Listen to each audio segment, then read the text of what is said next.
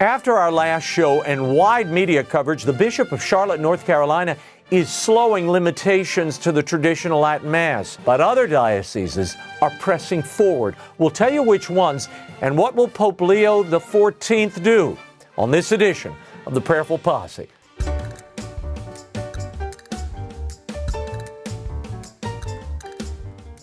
Welcome to this Arroyo Grande series, the Prayerful Posse, where we dive into matters of faith and its impact on culture.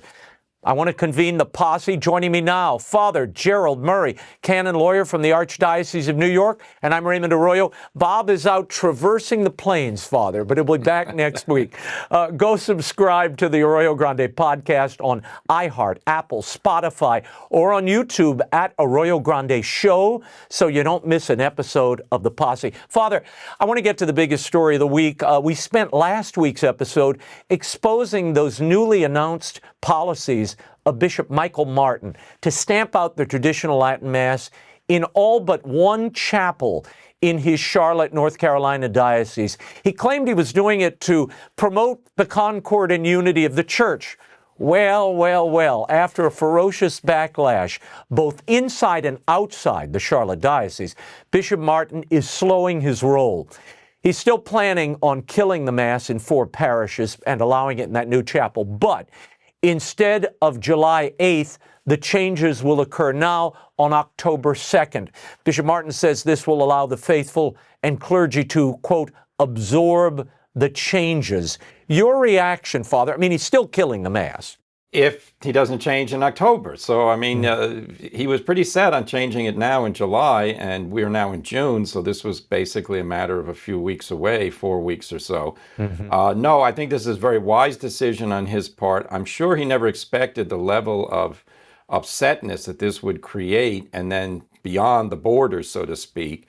So, yeah, I'm very pleased he made this decision because, as he said, in his communication, if Pope Leo makes another decision, any other decisions regarding the Mass, then they'll abide by that. So that's a very wise decision. In fact, that would have been the wisdom. Don't do anything until Pope Leo makes some provision, because we all know this is one of the top agenda items that's sitting on his desk, what to do about Latin Mass going. Well, we talked about this last week when Pope Francis died, and this was still a source of such controversy. Why do anything until you get new guidance from the new man in charge? But vis-a-vis that, the Pope Leo met with Cardinal Roche, who's the head of the Vatican's liturgy office, very early in the week. Did that have any effect, do you think, or might it have? It's possible, it's possible that the Pope has been briefed on the situation in Charlotte and may have asked Cardinal Roche to, put a little bit of space in between, the document from Bishop Martin and what's going to happen eventually. And if that's the case, that's all to the good. We don't know that, so that's speculation, but it's a nice thing that the Bishop Martin has decided that it's in the interest of everyone that nothing happened at the moment. Yeah, well, Bishop Martin and a lot of these bishops mean to conform to Pope Francis's legislation, Traditionis Custodes, which demanded the stamping out of the ancient Latin rite. Before we go further, Father, after last week's show, I had a lot of people asking us, who cares what language the Mass is in? If it's Latin or Spanish or English, the Mass is the Mass. But actually, this traditional Latin Mass is the ancient Roman rite. It's a different version of the Mass. Explain how it's more than language at issue here.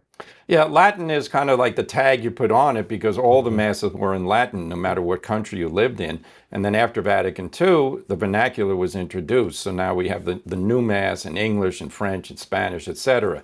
The ritual is different in the sense that the forms of the prayers were changed. Some prayers were excised from the new Mass. A series of new Eucharistic prayers, for instance, were added to the new Missal, which weren't in the old.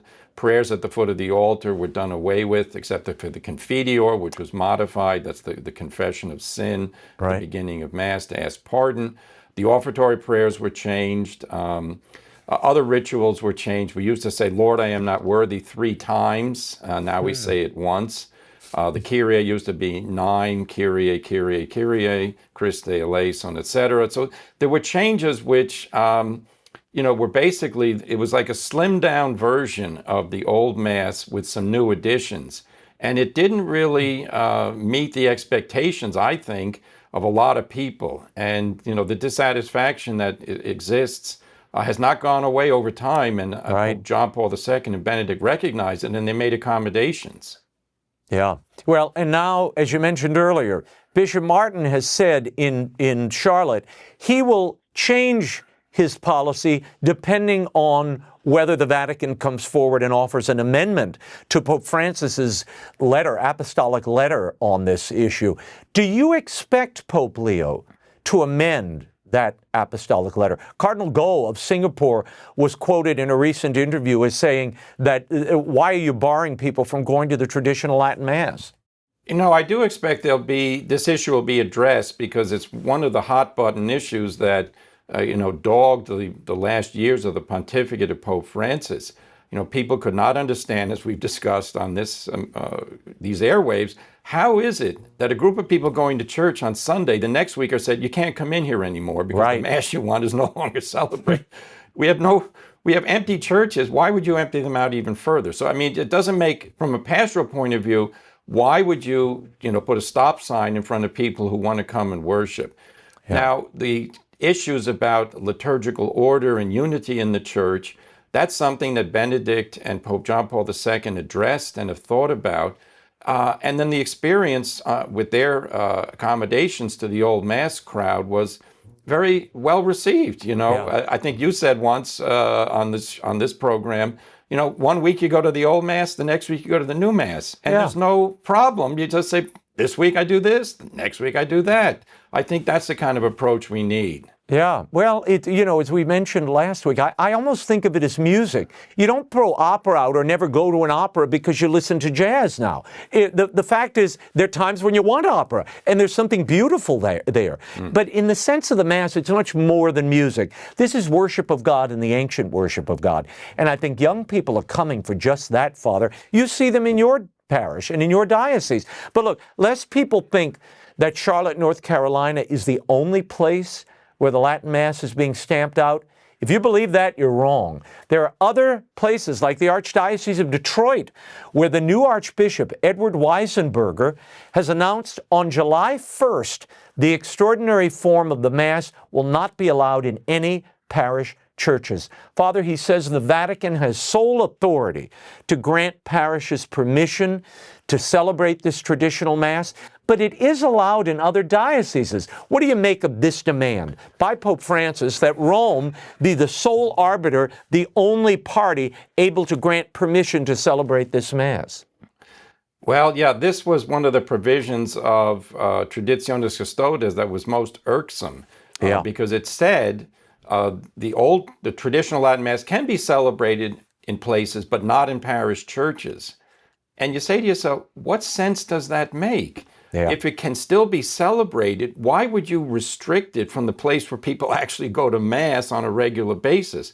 The idea essentially was, it was sort of like, death by 1,000 cuts. We'll get it out of parishes, then we'll put it in chapels, and then we'll restrict how many you can have.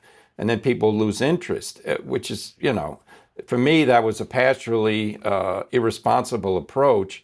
And the fact of the matter is, when the Vatican issued that document saying that it couldn't happen in parish churches, bishops could then write to Vatican and say, I'd like an exemption for that. It's called a dispensation in law. And it has been granted because, of course, local bishops turn to Rome and say, no, wait a minute. Is this the kind of centralization that's going to promote harmony in the church, where people in Rome make decisions about where people can go to Mass? Yeah. The local bishops knows more. In fact, that's one of the things, we're talking about Vatican II. Yeah. The great aspects of Vatican II was returning responsibility to diocesan bishops for the ordinary pastoral care of their faithful. So this was undue centralization, but it was in pursuit of a goal. Because you're right, Pope Francis wanted to stamp out the old Mass. Yeah. He didn't want to do it immediately, and now that he's gone to the Lord, it's up to the next pope to say, that was a laudable goal, we're going to continue to stamp it out, or he's going to say, no, that was a mistaken approach, we're going to go back to what Benedict had arranged, a nice accommodation. Well, in the Diocese of Jefferson City, the former bishop there got just what you mentioned, a dispensation to allow the Latin Mass at one parish church. At the end of June, Father, that extension will end and there will be no Latin Mass in Jefferson City. Now, why is this such a controversy? I mean, it's an ancient Mass. It's the foundation of the new Mass. Why wouldn't you want people to see it or at least make the connection that this came from that? Why would you want to deny that to people? Well, you know, there are a lot of speculation on this. We know that Pope Francis asserted multiple times that people who like to go to the old Mass basically have an emotional problem, that they're attached to externalities and ancient things, and they're looking for security blankets, essentially. For me, that was a caricature and basically a false narrative. It's not the reality, and I've seen that on the ground. There was the liturgical school promoting this, which is associated with St. Anselmo in Rome. They're basically saying, no, the liturgical movement meant we walked away from that past expression. We're not going back. So they put it in terms of like a Hegelian progress thing. Things only get better over time, and we have to kind of go along with where things are going. And the answer to that is, no, wait a minute. One of the goals at the Second Vatican Council was ressourcement, meaning going back to the ancient fonts of Christian teaching and gaining a new appreciation. Well, liturgically, so many things that were introduced into the new Mass were innovations. They weren't getting back to ancient custom. The 3 Eucharistic prayers, these are innovations. Now, one of them is based on an ancient form, but it's certainly not the ancient form. It was modified and reduced. So with all these details, I can basically say Pope Francis's lack of sympathy for people who go to the Latin Mass, I think, overshadowed his pastoral judgment, which is to say, why in the world would I tell people, I don't want you going to your parish church on Sunday because you don't like to go to the new Mass, you like to go to the old Mass? I'm glad they want to go to Mass. Right. Who cares? I mean, if assuming that these are illicit and valid versions of the Mass, which no one has ever contended that they weren't, this is a problem. Doesn't Pope Leo, Father, have to address this? I mean, there's a fundamental disagreement here between the two previous popes, Benedict and Francis. Benedict said this was what was true and holy in the past remains true and holy today. Francis comes along and he says, no, the traditional rite is a form of rebellion against the Second Vatican Council. It needs to be stamped out. Didn't this set up a competition between the two rites rather than a harmony? It did, and it basically imputed motives to people who like the old Mass that they don't accept Vatican II. No, I don't think that's the case. There may be a few, but then the question is, well, what don't they accept? That's a long debate. We're not going to get into that. The vast majority of people just want to go to a reverent Mass. Right. So, the idea, by the way, if you accept the premise, people with emotional problems go to the old Mass, which I don't accept. No. Well, what response to a person with an emotional difficulty is to say, we're punishing you. No more candy, no more ice cream. Go to the firehouse on Sunday. Yeah, you have to go somewhere. I mean, we basically say to people, let's get to the root of the issue here. Why is it that you like the old Mass?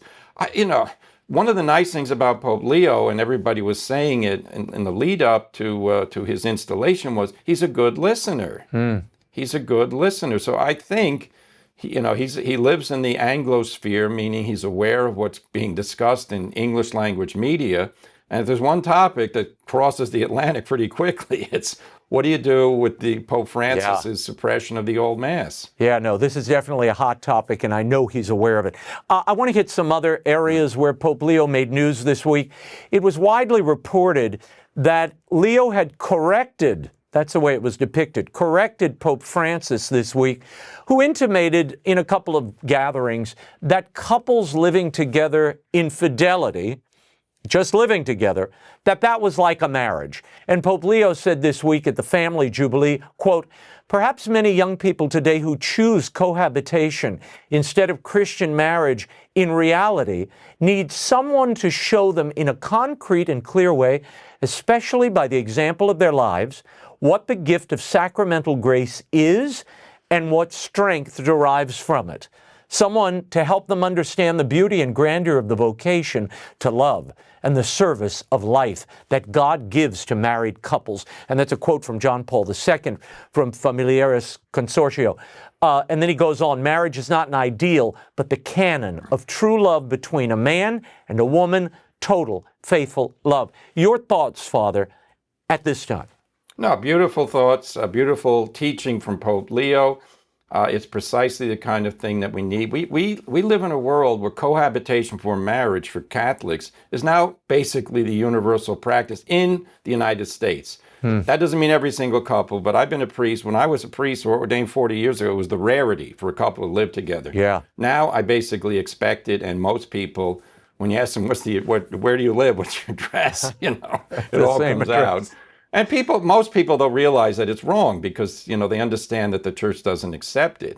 But there's the social stigma attached to living before marriage is gone in the United States. And sad to say, in the Catholic Church, we followed suit. So Pope Leo's making a great reminder, and that's very encouraging. And, and marriage is not an ideal. In other words, observing the law of God is not an ideal. Because we say, in an ideal world, my favorite baseball player would bat 500, Well, of course, in an ideal world. Yeah. But guess what? No one expects him to hit 500. But we don't say in an ideal world, married couples remain faithful for life. No, we say marriage by nature is for life. Right. And therefore you conform to nature if you want to cooperate with God's plan. And it's a lived reality. It's to be lived, not to be imagined. And I think that's what he's saying there. And during the last pontificate, we heard a lot about dreaming and imagining and dreaming. And I think Pope Leo is very practical here. What do you make of all these dating apps, Father? I mean, I imagine you deal with marriage prep every week with young people in your parish. Has the technology made things harder for them to find that mate that they can spend the rest of their lives with and be married to? Well, I'm of two minds on dating apps. Here's someone who's appeared for the last 12 years on YouTube on a regular basis. So I'm not going to criticize the internet because the internet allows more people to hear sermons and listen to your, discussions of news in the church. This is all to the good. So dating apps are, kind of like, Father Newhouse talked about the naked public square. This isn't a naked public square unless you go to the wrong dating apps. This is dating apps that are decent and responsible and have protections. Those are good, and I do not criticize them. So the sad part is that we live in a world because of various factors where people don't commingle in common spaces the way they used to. I mean, one of the nice things about New Orleans is that the architecture teaches you how people lived. In other words, the narrow streets, the houses all together, the cathedral has a plaza because you got to have space in front of the church where people can mingle. That's how people used to live. Now, you live in an apartment building, your car is parked in an underground space, you get in your car, you drive to work, you don't see anybody. So there are alternate ways. So I would say some of those dating apps, horrible. I'd stay away from them. They're basically promoting fornication and adultery. But decent, good ones, and they're out there, allow people to get to know each other. So that's good. I want to move on to Netherlands Cardinal William Eijk, who is a medical doctor. We talked about him during the conclave. Those who watch regularly will remember. He's calling for the Church, Father, to come together and give more attention to church teaching on gender-affirming therapies and transgender treatments. He says the connection between biological and creation and biological sex and gender are really important and are lost here. Why is that not well articulated, do you think? It's not articulated because there's a section of the church, including some bishops, who accept this erroneous notion that a man can claim to be a woman. And a woman can claim to be a man, and they don't view gender confusion as a problem, but that it's kind of like well, now I discovered who I really am. Now, the church doesn't teach this; it cannot teach it.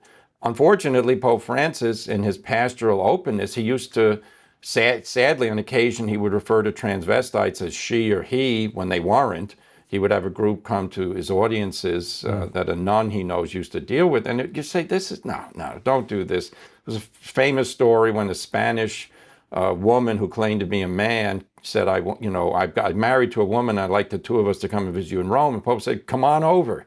And then he called her a woman, even though she was a man. And by the way, you can't be married if you're two women. So, and the Pope called the other woman the spouse. I mean, that was Pope Francis. It was sloppy. It was unthought out, in my opinion, because elsewhere he criticized gender ideology, as you remember. Yes, he did. So, anyway, no, Cardinal Ike is, what I like about him is he's stating something which is a simple truth that nobody would have questioned during the pontificates of John Paul II and Benedict.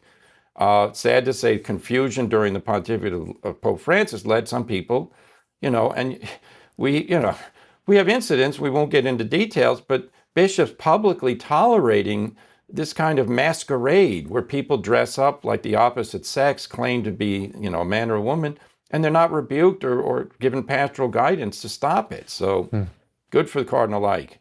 Okay, an outrageous story I have to get to.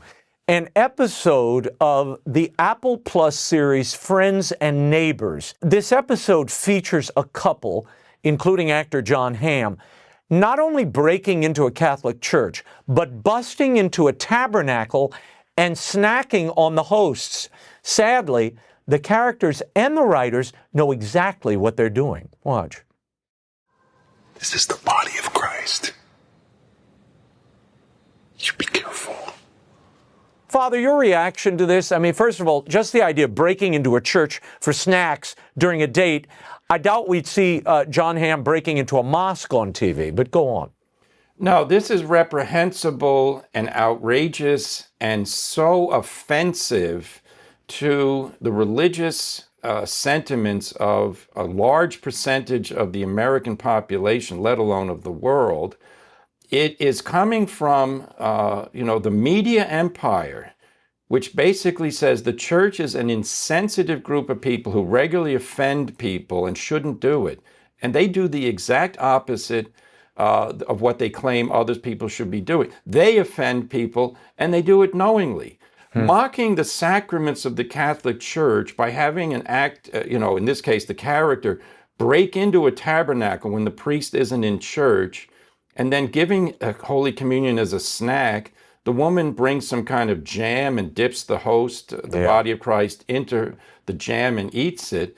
And then he puts the ciborium on the floor at a certain point, and then lays on top of this woman in a bench until a priest discovers them and throws them out. This is horrible. This is absolutely insane. Apple is a huge corporation which has a huge audience and religiously diverse population. Why in the world would they single out a group to attack who form a large part of their clientele? It's outrageous. It reflects, sad to say, and I hope Bill Donahue will be able to speak on this publicly, but this reflects a mindset of the elites that treats religion as an obstacle to everything that we want to do in the future. And what do? We tear religion down by mocking it. These people should not mock religion. If anything, they should look in the mirror and say, how am I being unfaithful to my creed of tolerance by doing this? No, it's outrageous. And again, the most sacred species in the Catholic Church, the body and blood of Jesus in the Eucharist.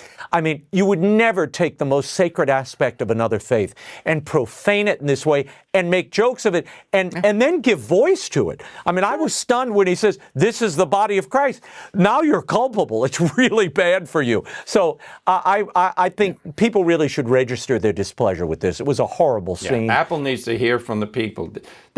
Why in the world will we even think of doing anything like this as an entertainment form? You're treating religion as something that needs to be put down and crushed. Well, that, my friends, is the atheistic program that is promoted by this nonsense. We have to stop it. Apple's got to hear, we don't want this garbage. I want to move on to a story, and this is breaking, that Pope Leo had a phone call with Russian President Vladimir Putin. I'll read you the Vatican printout. It says, during the phone call, in addition to matters of mutual interest, special attention was paid to the situation in Ukraine and peace. The Pope made an appeal for Russia to make a gesture that would promote peace, stress the importance of dialogue for the realization of positive contacts between the parties, and seek solutions to the conflict. Father, there was some talk some weeks ago that the Vatican was willing to host a negotiation between Zelensky and Putin. It's not explicitly mentioned in this readout, but maybe that was part of the conversation here, and that's what the gesture of peace is referencing. No, I think that's in the background of this. Obviously, Pope Leo, as the new pope, has already expressed the desire, for an end to this war, the Russian assault on Ukraine, and for the rights of the Ukrainian people need to be restored. So that is something that he's spoken about. And of course, you're absolutely right. He even offered to have the Vatican as the place. Yeah. And for me, this is perfect. Don't go to Geneva or Brussels. Go to the spiritual center here, in many ways, of the whole world, certainly of Europe and the Christian history, and say, look, Russia claims to be, a religiously respectful country, even though they demolished Orthodox churches in the Ukraine. So come together in a place where Jesus is worshipped and honored and say, Jesus, we want to stop this. I'm afraid, of course, Putin, KGB has lots of ways of acting and, Yeah, well, the fact that he had the conversation, I thought, is a good sign. It's a good sign. Amen. Final question. I guess the Pope is making a visit to the United States, at least virtually, Father. On June 14th, Chicago's Wrigley Field will be featuring a Mass and a prayer service with a video message from the hometown Pope. I don't think we've ever seen a Pope speak to his hometown in an arena where he once attended games. This is a first. Well, I'm all in favor of it, by the way. I mean, no, that's a great, Archdiocese of Chicago has to rejoice. I mean, one of their sons is now the Pope of Rome. He's the pontiff. So, and then, I love baseball. I think it's a great sport, and it certainly defines American history. So, Pope Leo is a ball fan, and it's great that the Chicago White Sox are doing this and the Archdiocese. So, God bless the Cardinal Supik, and his priests are going to be there. And the video message, one of the things we hear as priests, what do priests do in their free time? Well, one thing, I watch baseball, and I went to a Yankee game a few weeks ago. I know Pope Leo went to baseball games. Yes. It's all good. I mean, just because you're a priest doesn't mean you lose interest. These are good, healthy pastimes, and I love the idea. They have this image now near the seat where he sat during the World Series. Yeah. So nice. they're really, the Wrigley Field is really putting on the dog for the Pope, and that's a good thing. We will leave it there. Father, thank you so much for the time. The Posse will meet again. Thank you for being here. And if you want more of the Arroyo Grande Prayerful Posse, who doesn't, subscribe at the Arroyo Grande Show, either on YouTube or Arroyo Grande Podcast, wherever you get yours. On behalf of Father Jerry Murray, Robert Royal, our hidden Posse member, until the Posse rides again, stay the course, follow the light. I'm Raymond Arroyo. We'll see you next time. Arroyo Grande is produced in partnership with iHeart Podcasts and available on the iHeart Radio app or wherever you get your podcasts.